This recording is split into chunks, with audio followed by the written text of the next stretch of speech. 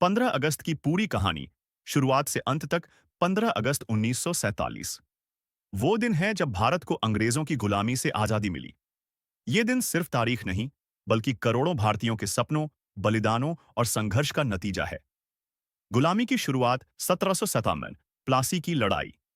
इसी लड़ाई के बाद अंग्रेजों, ईस्ट इंडिया कंपनी ने भारत में अपना राजनीतिक असर बढ़ाना शुरू किया।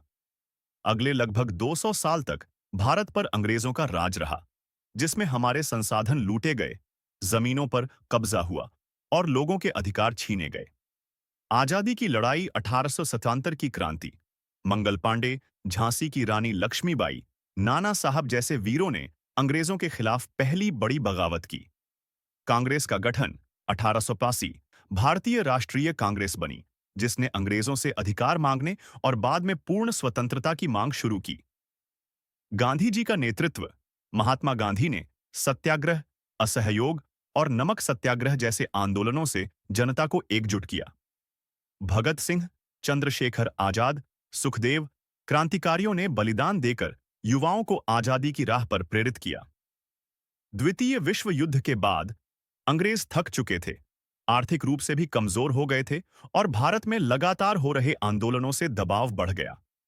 आजादी का ऐलान, 20 फरवरी 1947, ब्रिटेन के प्रधानमंत्री क्लेमेंट एटली ने घोषणा की कि भारत को आजादी दी जाएगी। 3 जून 1947, माउंटबेटन योजना।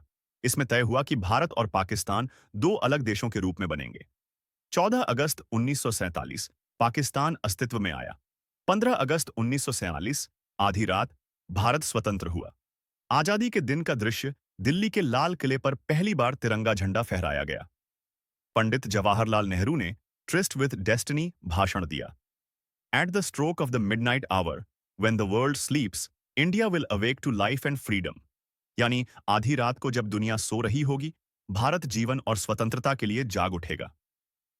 देश भर में खुशी, जुलूस, नारे और मिठाई बांटी गई, लेकिन बंटवारे के कारण कुछ जगह दुख और हिंसा भी हुई। 15 अगस्त, आज हर साल प्रधानमंत्री लाल किले से तिरंगा फहराते हैं और देश को संबोधित करते हैं।